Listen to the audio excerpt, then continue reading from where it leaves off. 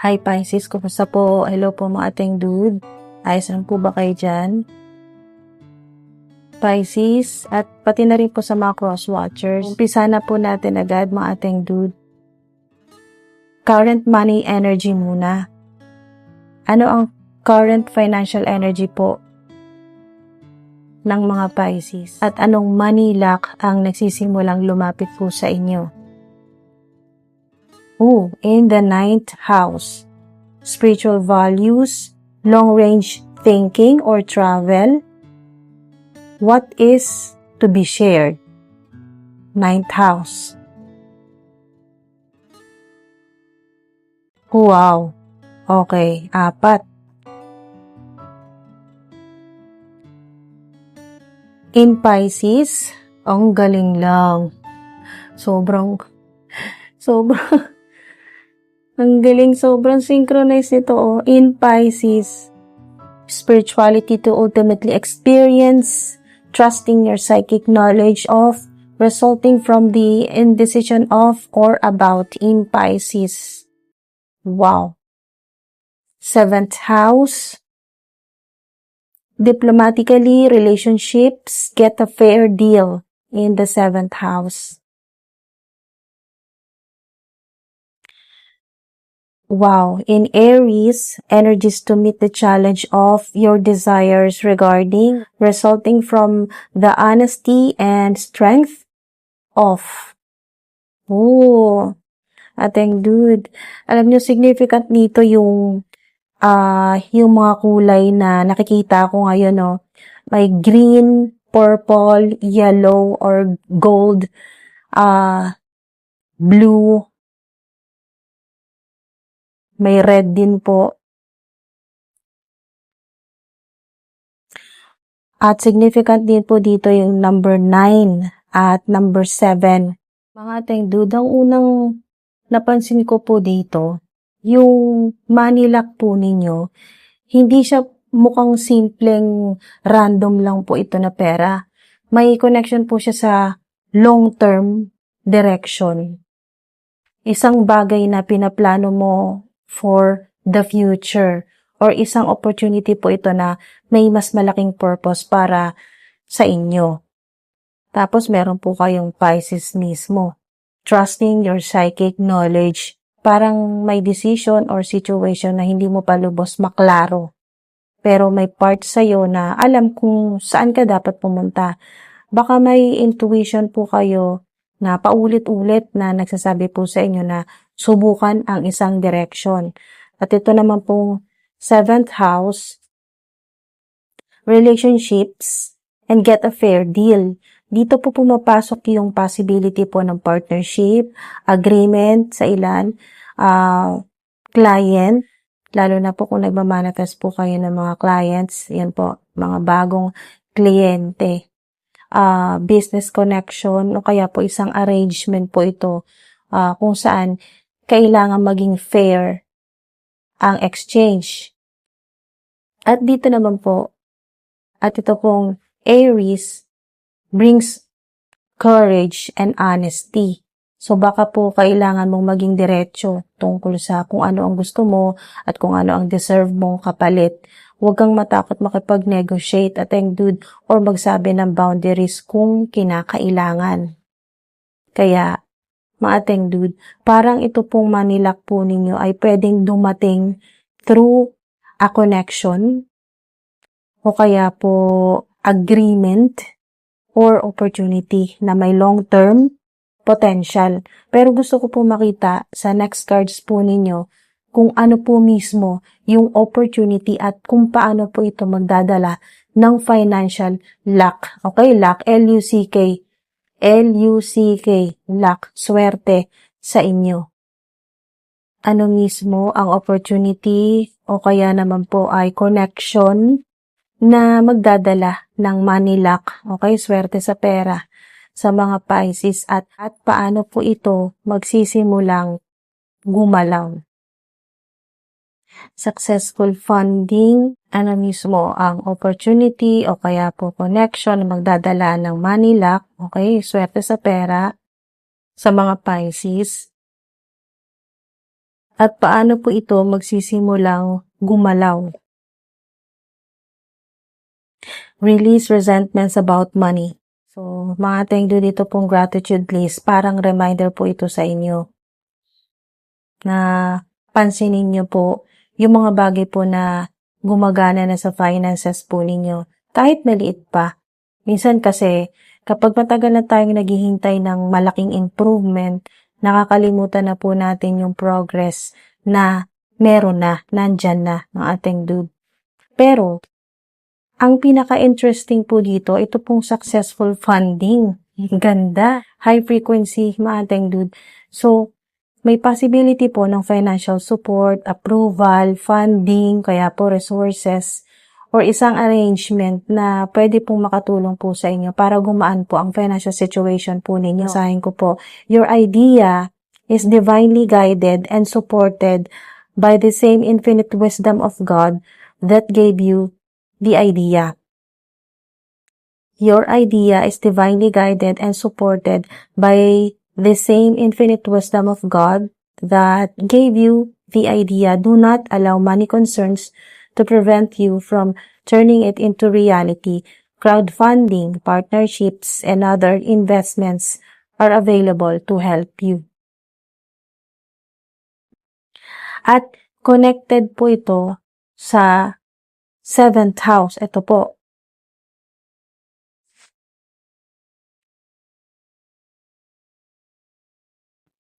Na meron pong relationships at get a fair deal. Kaya po, pwedeng may ibang tao, kaya po organization, kliyente, partner, or isa pong agreement na involved sa pag-open po ng resources na ito. At yan, available na po yan sa inyo para makatulong po sa inyo. Or kung hindi pa po available, magiging available na po yan. Very soon na po yan, mga ating dude. Pero, meron pong kailangan din po kayong i-release. Ito po, kailangan i-release. Okay, mga teng dude, ito pong resentments about money. Pwedeng may past disappointment o kaya po sa ilan ay feeling na hindi naging fair ang isang financial situation po sa inyo or sama ng loob dahil may taong hindi po nagbigay ng suporta na inaasahan po ninyo. Kaya parang sinasabi po ng mga cards po ninyo, no, dito po, huwag mong hayaang yung past money experience po ninyo ay magdikta sa next opportunity. Learn from it, mga teng dude, pero huwag mong dalhin yung resentment sa bagong sitwasyon mo or bagong financial situation. At ngayon, mas nakikita na po natin ng mga ating dude na possible direction ng money luck or ng swerte po ninyo sa pera. Okay?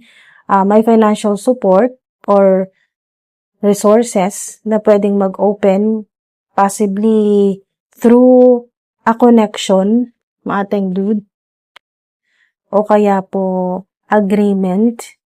So, tingnan po natin sa last 3 cards po ninyo, final 3 cards po ninyo, kung ano po talaga magiging actual result po nito.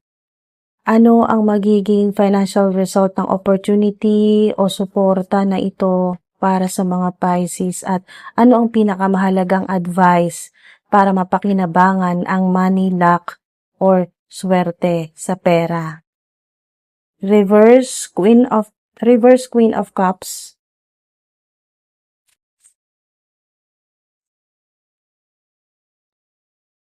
Ace of Wands, wow.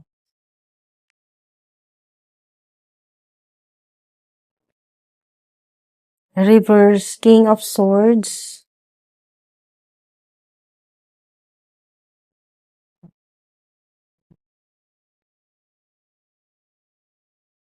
So, mga teng dude, ito na po yung final 3 cards po ninyo. Queen of Cups reverse, Ace of Wands, King of Swords reverse. At ang pinakaunang mensahe po ay may bagong opportunity na lumalabas po. Pero kailangan mong maging maingat kung paano mo ito hahawakan. Parang reminder po ito na huwag hayaang emotions ang magdesisyon para sa'yo. Lalo na po kung may financial situation na connected sa ibang tao. Importante na hindi ka magdesisyon dahil lang naaawa ka o kaya po excited ka, o kaya naman po sa iba ay emotionally attached ka sa sitwasyon or sa tao. At ito naman pong Ace of Wands, ito po yung bagong spark. May bagong idea o kaya po opportunity, proyekto, offer, o kaya po direction na pwedeng maging starting point ng financial improvement po ninyo mga tengdud. Pero ito pong King of Swords reverse sa ending, kailangan talaga ng extra discernment. Check po ninyo yung mga details. Kung may agreement, funding, partnership po o kaya po offer, huwag po basta umasa sa verbal promises. Tandaan niyo po yan. Huwag po kayo basta umasa sa verbal promises. Siguraduhin po ninyong malinaw kung ano ang terms o conditions at kung ano po ba talaga ang matatanggap mo. Dapat malinaw po yan mga tengdud. So, yung money luck po ninyo or swerte po sa pera ay may potential. Okay? May potential. Okay, mga tengdud. Meron po talaga. May potential pero ang luck o yung swerte po dito ay hindi po ibig sabihin na tatanggapin mo lahat ng opportunity. Ang tunay na advantage mo ay yung intuition mo. Okay? Ating dude, yung intuition po ninyo, combined with practical checking, okay? Combined with practical checking, feel it. Pero i-check mo rin ang facts. Nagsimula po sa 9th house, okay? Dito tayo nagsimula sa 9th house. Long-term thinking and bigger direction. At Pisces, okay? Pisces itself reminded you to trust your intuition, mga tengdud. Highly intuitive po kayo, mga Pisces. May 7th house na nagdala ng partnership. Ayan po, relationships, get a fair deal. Ayan po, partnership or fair deal at Aries na nagsasabing kailangan mong maging honest at courageous sa gusto mong makuha. At ito po, successful funding appeared dito po sa second set po ng cards po ninyo. May strong theme ng financial resources. Okay? Meron na talaga. Dito pa lang, kita-kita na may swerte na talaga sa pera or sa resources po. Suporta meron. Funding meron. Yan po, crowdfunding, partnerships, and other investments are available to help you. So, meron talaga. Pero kasama rin po ang release, okay? Release resentments about money. Ibig po sabihin, may past financial disappointment or disappointments na kailangan mong bitawan muna para hindi makaapekto sa bagong opportunity. At sa ending po, Ace of Wands confirms a new beginning, okay? New beginning or opportunity. Bagong simula, bagong oportunidad. Okay? Ating dude, bagong offer, bagong trabaho, bagong position. Pero Queen of Cups, mga ating dude, lalo na reverse, at ito pong King of Swords ay reverse din, tell you to stay emotionally and mentally grounded. Tandaan niyo po yan, mga ating dude, makakatulong po sa inyo yung ganitong advice ng mga cards po ninyo. Okay? Ating dude. Kailangan stay emotionally and mentally grounded. Huwag po kayo basta magtiwala dahil maganda pakinggan ang offer. Kung meron pong bagong opportunity o kaya naman po partnerships or partnership, funding o kaya po financial offer na dumating, maging open po kayo pero maging mapanuri. Okay? Maging mapanuri po kayo. Ask questions. Huwag ka mahiya. Huwag po kayong mahihiyang magtanong. Ayan po. Huwag po kayong mahihiyang magtanong. Okay? Basahin po ninyo yung mga detalye. Basahin niyo mabuti. Wala kayong palalagpasin kahit maliit na detalye. Basahin niyo po yan. Kung pwede, kung may oras, reviewin niyo po. Basahin niyo ulit. Okay, mga ating tandaan niyo po yan. Alamin niyo po kung ano ang kapalit at kung ano ang actual benefit po sa inyo. At higit po sa lahat, huwag pong hayaang ang past disappointments about money ang mag-close sa'yo sa bagong opportunity. Okay? Yan po ang wag na wag Okay, wag na wag po ninyong hayaan. Wag po ninyong bigyan ng authority sa buhay po ninyo. Ito pong negative energy na to. Okay? Release the resentment. Pero dalhin mo yung lesson. Huwag nyo kalimutan yung naging lesson, yung natutunan nyo. Okay? Dalhin nyo yung lesson. Pero i-release po ninyo yung resentment or resentments. Lucky numbers. Usod na tayo sa mga lucky numbers po ninyo. 1, 2, 9, 7, at 21. Mga lucky dates naman po ay 1, 2, 7 ulit, 9, 21, at 27. Okay, mga teng dude. At yung mga dates na kung kaya po ninyo iwasan or mas maging maingat na lang po kayo sa mga araw na to, no? 5, 12, 16, at 23. Extra caution dates lang po yan, mga teng dude. Hindi ko po sinasabing malas po yung mga araw na ito, no? Extra caution dates lang po para sa mga agreements, ayan po, money transfers, ayan, magagamit nyo po yan, yung pag-iingat, lalo-lalo na po sa mga katulad po ng money transfers o kaya po decisions na hindi pa lubos na malinaw, okay? Hindi pa malinaw. Magagamit nyo po yan, yung mga araw na mas dapat maging maingat kayo. Extra caution dates lang po yan, hindi po malas, okay? Disclaimer, hindi ko po sinasabing malas sa mga araw na ito.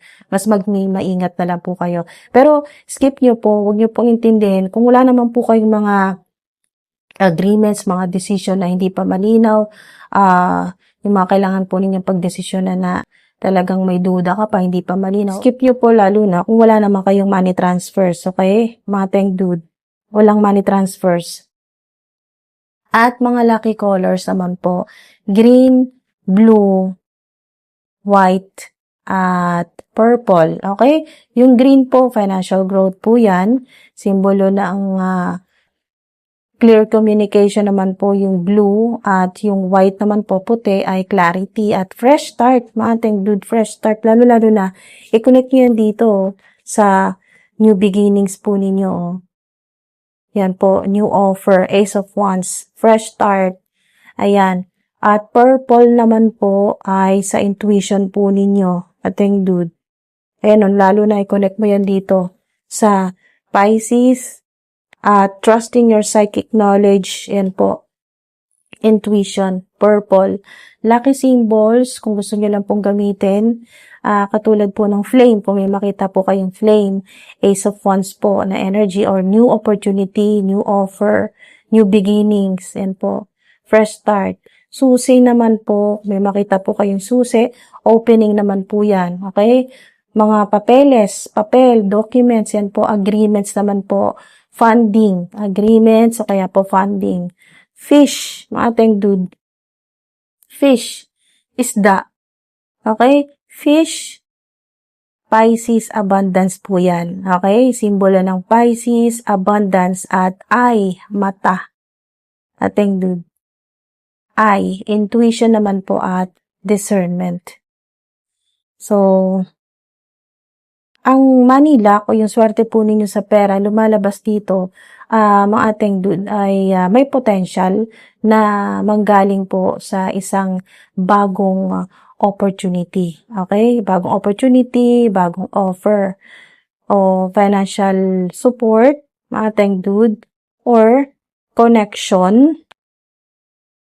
Okay? Connection na may possibility po na mag-open ng resources para po sa inyo.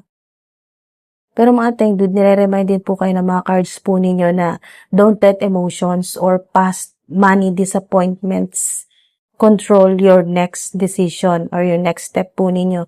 Trust your intuition, ateng dude. Trust your intuition, your psychic knowledge, yan po. Yung gut feeling po ninyo, yung kutob po ninyo, pagkatiwalaan nyo po yan. But, verify pa rin po yung facts, okay? I-verify pa rin po ninyo ang facts, F-A-C-T-S, facts. Kung may bagong opportunity po na dumating, huwag mo agad tanggihan dahil sa mga nangyari noon, okay? Ateng dude. kung meron pong bagong opportunity na dumating po sa inyo, huwag niyo po agad ito tanggihan dahil po sa mga nangyari po sa inyo noon. Sa finances po ninyo, tinutukoy dito. Tingnan niyo po kung ano yung bago. Alamin niyo po yung mga detalye muna, okay? And choose what is fair and truly beneficial for you. Okay? Ateng dude. So, yung money luck po ninyo o yung swerte po ninyo sa pera may be opening through a new beginning. Okay? Ateng dude. Through a new beginning, but your wisdom is what helps you recognize which opportunity is really worth receiving. Wow. Yan o, pang long term. Okay, habol ko lang po yung sa travel. Meron din po, posible po mag-travel po kayo, lalo na yan po yung minamanifest po ninyo. Makapag-travel o kaya po short trip, long trip, yung talagang meron ako nakita dito na yung travel po ninyo, yung biyahe po ninyo, maaring hindi lang siya yung parang bakasyon, mag-enjoy. Meron din po sa ilan na spiritual po. Okay, may connection sa spiritual, yung biyahe po ninyo, yung trip or travel or bakasyon. May kasama siyang spiritual, ganun po.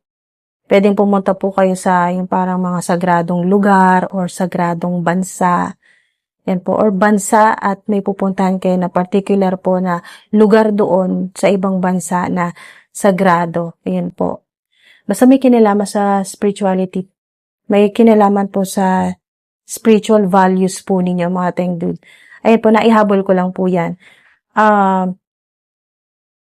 So, yun po. Sana ay may mapakinabangan po kayo dito sa reading po ninyo, mga teng dude. At kung ninyo lang po yung nagre-resonate sa inyo, skip nyo po yung hindi at ignore nyo po at i-rebuke nyo po yung mga negative na energy na nararamdaman po ninyo dito po sa reading po ninyo. Huwag nyo pong bigyan ng authority na pangunahan po kayo sa mga decision po ninyo or sa buhay po ninyo. Or sa professional po ninyo na buhay. O sa swerte po ninyo sa pera. Huwag niyo po silang, yan po yung mga negative energy, yung mga evil energy, huwag niyo pong bigyan ng authority na yun po, na magbigay ng kamalasan sa inyo pong finances or anumang negative. Okay, mga teng dude, i-rebuke niyo po yan. Huwag niyo silang bigyan ng authority. Dahil andito na, kita na yung money luck po ninyo or yung swerte po ninyo sa pera eh. Ateng dude. Wow. Yan. Napakaganda, no? Gustong-gusto ko yung mensahe yung pinaka-last eh. Kung yung wisdom po ninyo, yan po yung nakakatulong sa inyo na ma-recognize po ninyo alin ang opportunity or anong opportunity talaga yung talagang worth receiving. Napakaganda po na mensahe hanggang sa pinakahuli, hanggang sa pinakadulo. Napakaganda at napaka-powerful at high frequency yung mensahe sa inyo. Ayun po, maraming salamat po mga teng dude sa patuloy ninyong suporta at sa pagsubaybay po ninyo sa mga readings po ninyo, sa mga masisipag po mag-comment. Sobrang na-appreciate ko po kayo mga teng dude. Ingat po palagi. Hanggang sa susunod po mga teng dude. Salamat po.